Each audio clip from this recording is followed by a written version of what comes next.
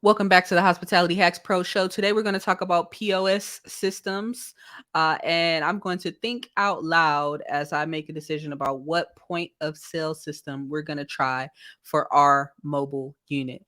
Hopefully, this is helpful to you if you are in a position to make a similar decision, or if you're just thinking through next steps. Maybe you even want to make a change. I don't know. I don't know. But I'm gonna think out loud. I'm gonna show you an article that I looked at during my research. I looked at several articles, read several reviews, went to the home site for multiple different options, and I'm gonna tell you what I'm leaning towards. Okay.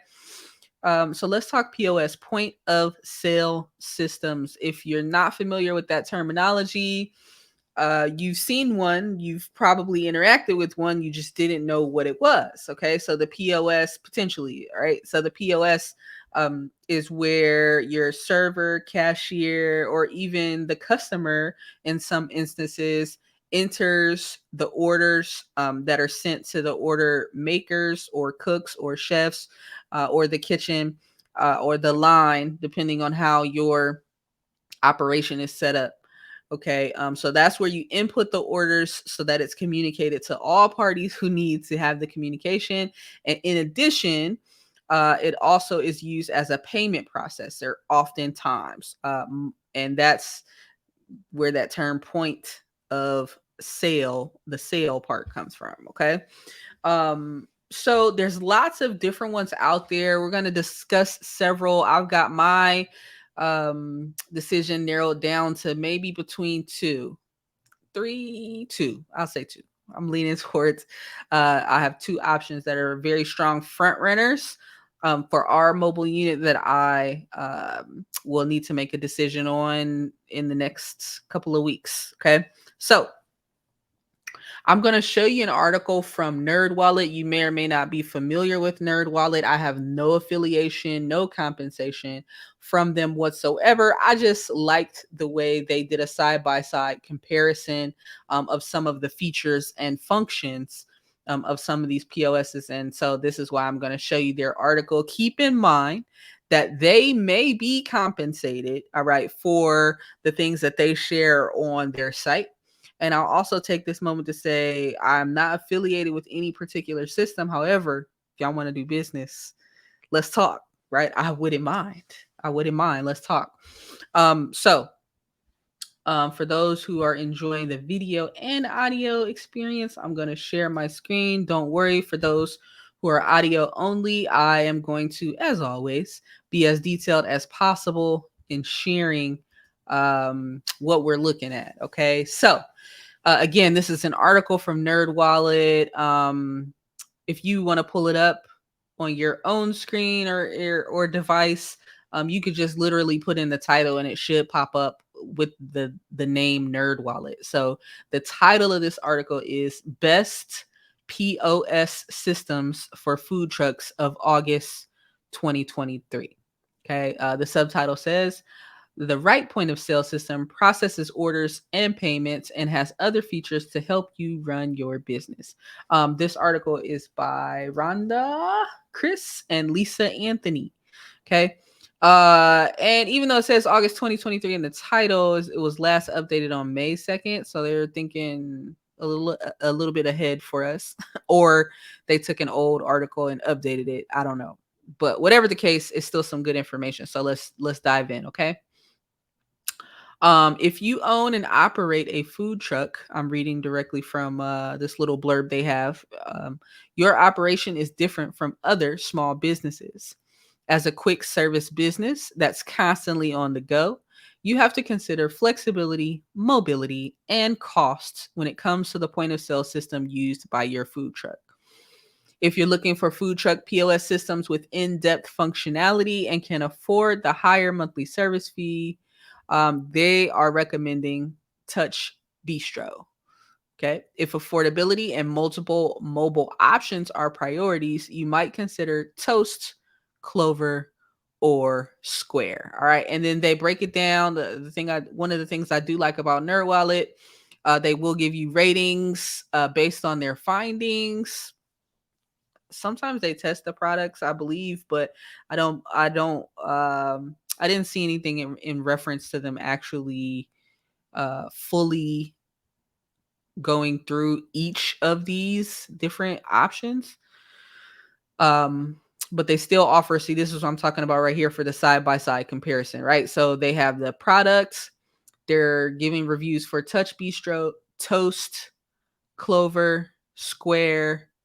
I thought there was one more. I guess all the ones that they are putting into this side by side comparison. Then they have a column that says it's best for what it's best for. Touch Bistro, they said overall functionality. Toast, they said best for startups. Clover, they said best for mobile. And you've probably seen Clover. It is a very, very popular option. It's the one. Am I going to try to do too much by pulling up a picture of it for you? Probably, but let me do it anyway. So it's the one that it's all white, right? So it's pretty sleek looking. Let me stop sharing this and start sharing. La la la la. So how about let me get on the right tab first, and that would be helpful. Oh, it's still screen sharing even though I took the screen off. Huh. I wonder if they did an update. All right, so boom, there we go. Thank you, Google. So the green thing below is the not that Clover, but the top row, right? You've probably seen them. It's all white, very sleek looking, and then they've got these the mobile card readers where they can bring it to your table, to your car, to your wherever, right? And the mobile card reader, you just put your card down on the bottom or tap, whatever the case, and then you're in there. Okay. So you've probably seen that somewhere. Yes or yes? Probably, right? All right. So they give a breakdown of each product, what it's best for, the payment processing fees. So let's talk fees real quick. Um, that is one thing there's a few things that I'm conscious of as I'm making this decision. Okay, that things that you would also need to consider if you find yourself in the same boat if you're looking to obtain and or update your POS system for your operation. Okay, so one of the things at the top of the list is definitely fees. Um, what's the processing fee look like every time you process a payment? Is there a fee for using the software from month to month? What about the hardware? Do you want to pay for it all up front? Can you split up payments, right? For hardware, can that be bundled with the monthly software cost if there is a monthly software cost? So these are the things that I'm thinking through. All right. Again, I'm just a think out loud session. It's a co-work session right here. Okay. Those are definitely some things that you want to think about, the things that I'm thinking about. Okay. Other things I'm thinking about, okay. Um, um, the mobile unit that we're going to be utilizing is going to be a training site, and so for that reason I want to have a back of the house and front of the house component. What I mean by that is whoever's taking orders, so this is going to be used by students on a continuous basis, right? So when the students are in motion, this is for a learning experience. And so I want them to understand how it would work in a bigger operation as well if they decide to go somewhere that's like full service or something like that. So with that being said, I want it to be able to, whatever POS we decide on, be able to have a component where the front of the house or person taking the orders is able to input the orders, and then that is communicated to the back of the house, even though we're in a confined space on this mobile unit, to have what's called a KDS screen, right? And KDS, another acronym, we love a good acronym, right? And that's kitchen display screen. Okay, so or system. Um, so when they input the orders, boom, it shoots to this other screen so that whoever is preparing the order can see it. I think also the what's attractive about the KDS for me, I was reading some reviews, and a food truck owner was talking about how sometimes tickets, if you have paper tickets, they can fly away if it's a hot day and you open up, you got your front window open, maybe a vent, maybe a back door on the truck or trailer, you're trying to get air going, right? You might have fans going, right? So paper tickets can easily fly away. So that's something that you want to think about as well, right? Is all right, paper tickets do work, right? Writing a guest check and turning around and handing it, or hanging it, handing it to your cook, or hanging it on a speed rail, or somewhere where you hang tickets so they can be visible, can work. It does work. However, you got to think about the flow of your unit, the flow of your operation, right? And so these are the things that I'm thinking about. Okay. Because I initially wanted to write tickets or have paper tickets. Um, and then I started again reading reviews, thinking through the flow, how will things be set up? And then I also thought about it from an accountability perspective. Paper tickets, if it gets lost, well, whose fault is it? Right? Is it the person who hung it? Is it the person who maybe snatched the ticket down? If something flies away and it gets lost in the shuffle, like who's responsible for that? Right.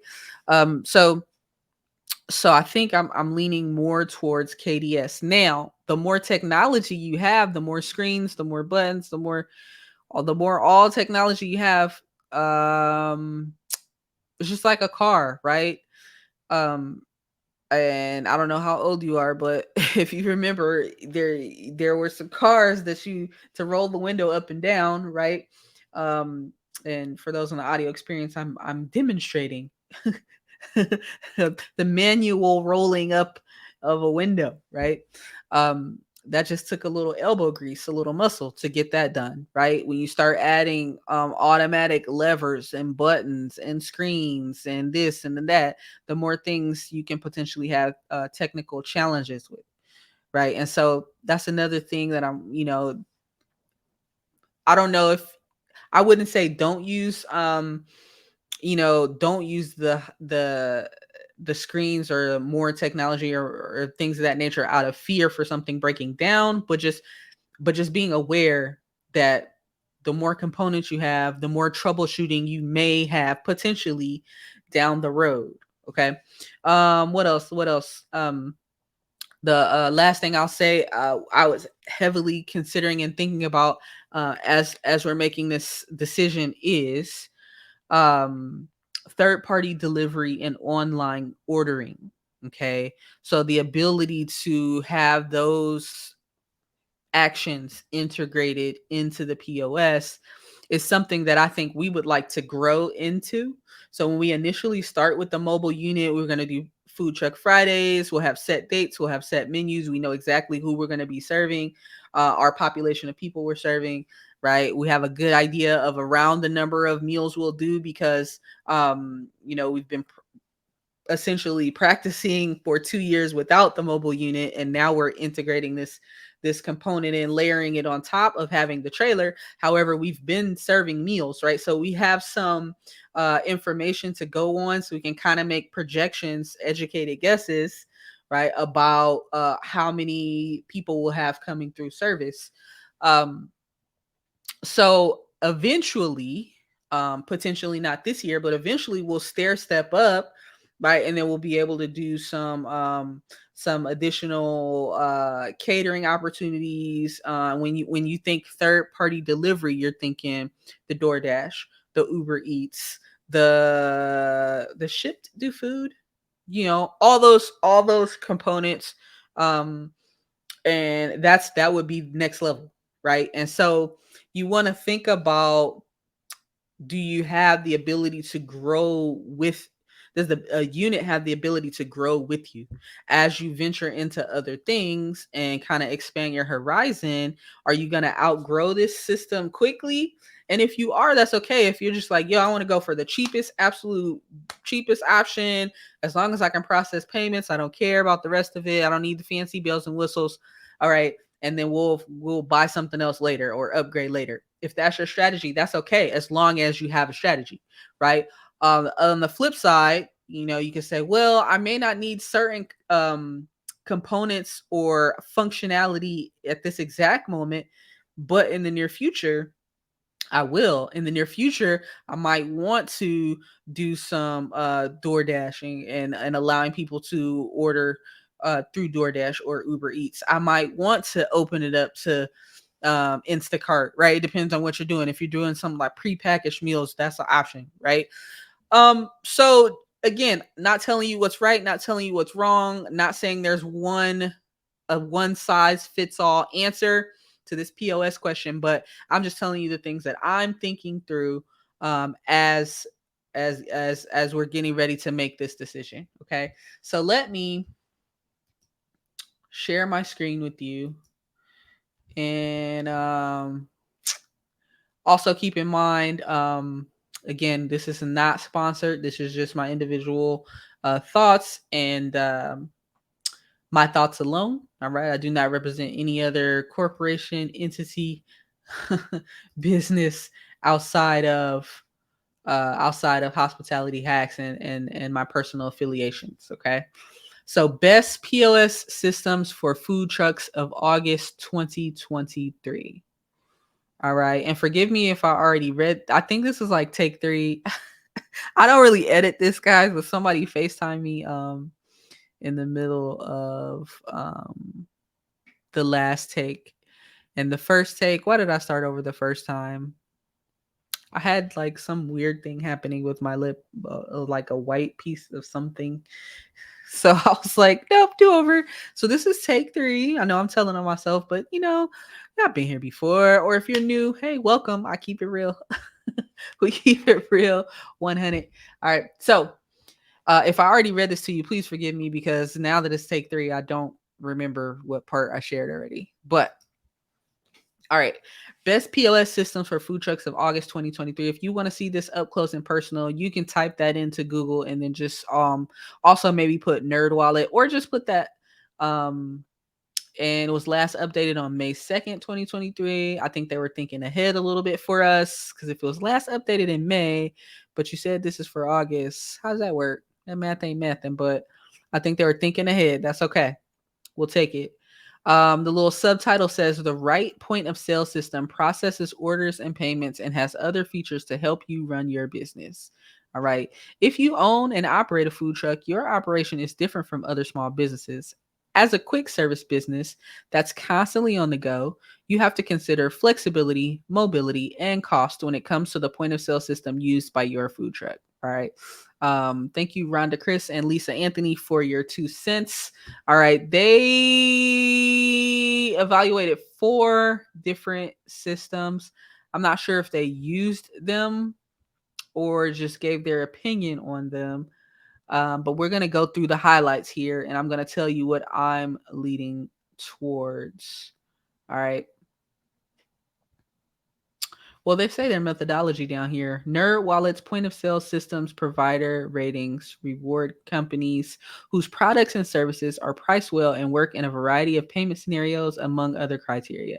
Ratings are based on weighted averages of scores in several categories, including cost, system capabilities, contract requirements, customer service, and integrations and add-ons. Learn more about how we rate point of sale system providers. They got a little hyperlink there. These ratings are a guide, but services, hardware, and pricing can vary widely from business to business and provider to provider. We encourage you to shop around and compare several providers. NerdWallet does not receive compensation for any reviews. All right, got it. They don't receive compensation for reviews, but I think if you click their link, they probably get some. But yeah. All right, so Toast, Touch Bistro, Clover, and Square. All right, are the products that are included in this particular review. Um, I'll probably throw another one in that I was considering in just a moment after we go through this. Okay. So their overall Their overall pick um, varies depending on what you're looking for. Um, Overall functionality, if you're a startup, if you're looking to be mobile, um, if you're looking for free, right? But remember, if something is free, you typically are very, very low cost. It's not necessarily always the best, right? You get what you pay for. I'm just saying.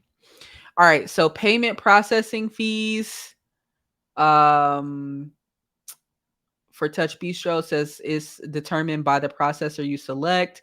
So they don't necessarily have processing fees according to this evaluation. Toast, all right, is 2.99% plus 15 cents. Okay. They also have a variation. If you pay for your hardware monthly versus all up front, it's a different price. All right. About 50 cents difference. Okay. Clover, 2.3%. This is the payment processing, meaning someone is, I want a burger and fries. All right, okay, that'll be $12.99. All right, great. Here's my card, right? And you tap it, insert it, slide it. That action typically comes with a fee. That's the payment processing fee. The act of paying is not free. There is a fee. Okay. So Clover's 2.3% plus 10 cents. All right. And they have a higher uh, online processing fee, which is interesting, 3.5%. Um, Square is 2.6 plus 10 cents. All right. And then that's in person. Online is 2.9 plus 30 cents. Okay. So interesting how they're charging way more for the online. I guess they figure, I don't know what the thought process is. I guess they figure if you big and bad enough to do online orders, you got that bread.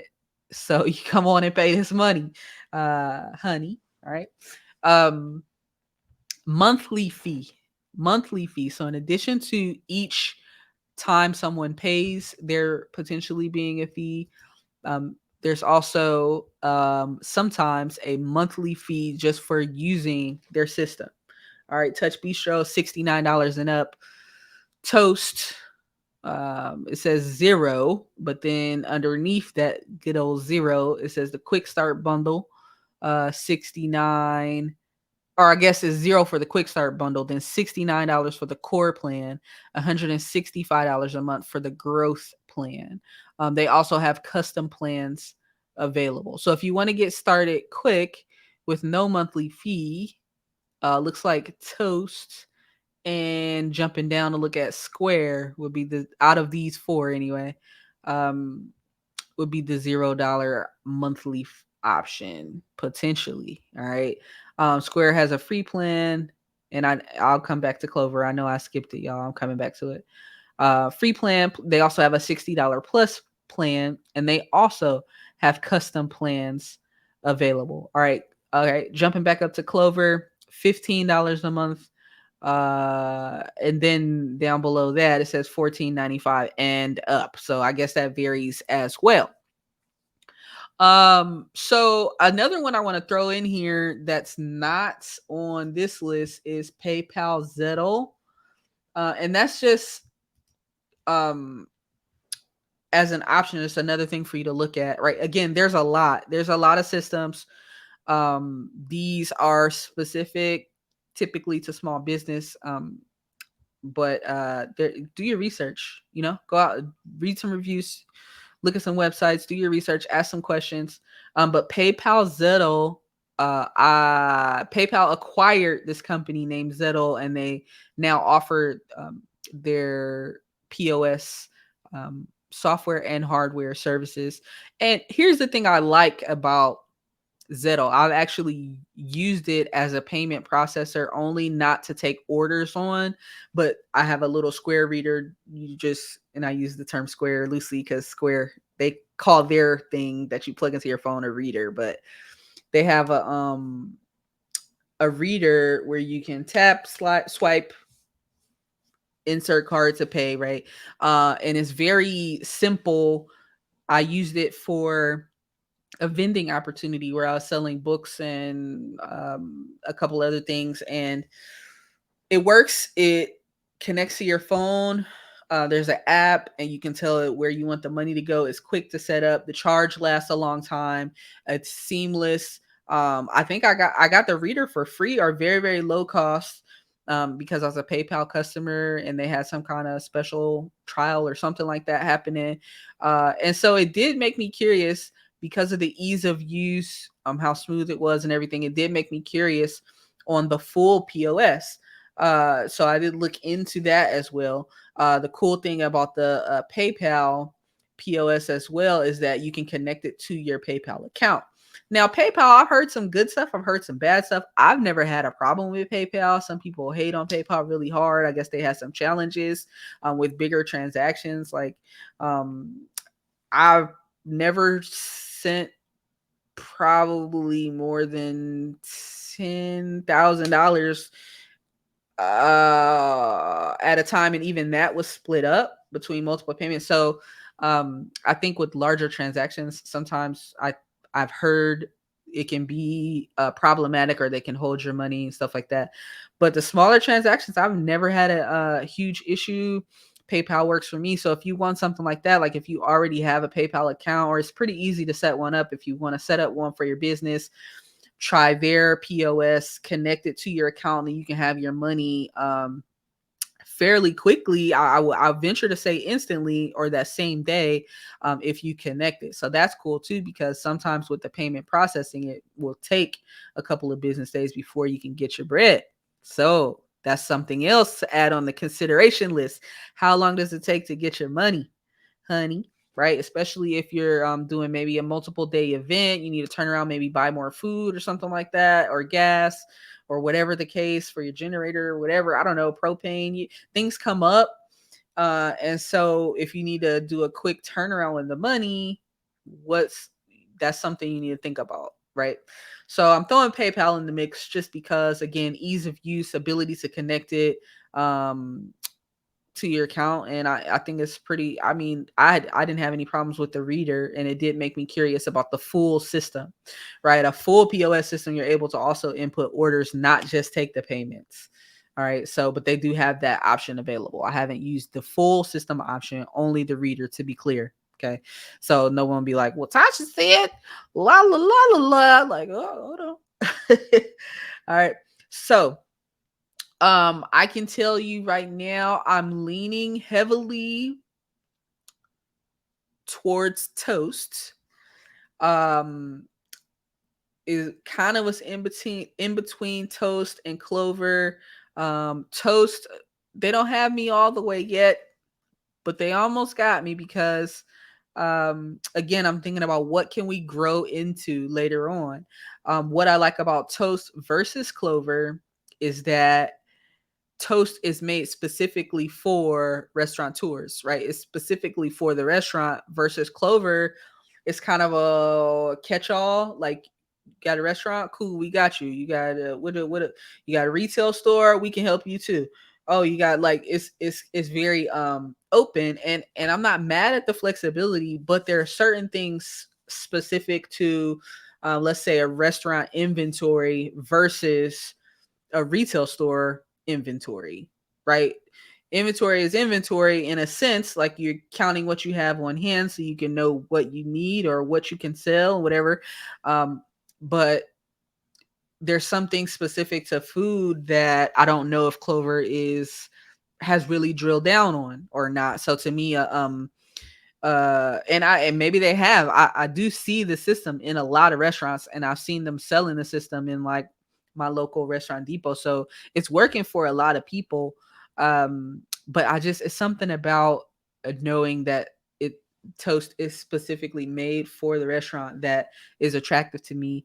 And that, again, thinking into the future, if I need to troubleshoot something, figure out how to do something, the software and hardware is created by people who used to work in the industry, so they know, right? I would think what we need, right? And so that's what has me kind of leaning that way. The main thing that has me leaning that way, I'll let y'all know what the final decision is Um, but those are my thoughts. What can what's gonna help us track inventory, keep up with food costs, be able to make changes on the fly as needed.